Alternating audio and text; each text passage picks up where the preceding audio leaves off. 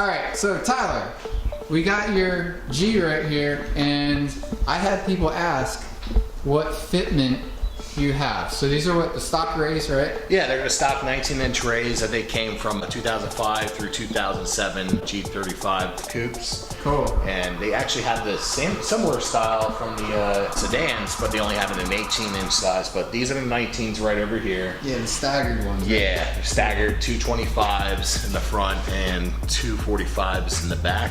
Cool. And to make it flush as possible. Yeah, that's what they're wondering. It's 20 millimeter spacers in the front and 25 millimeters in the back.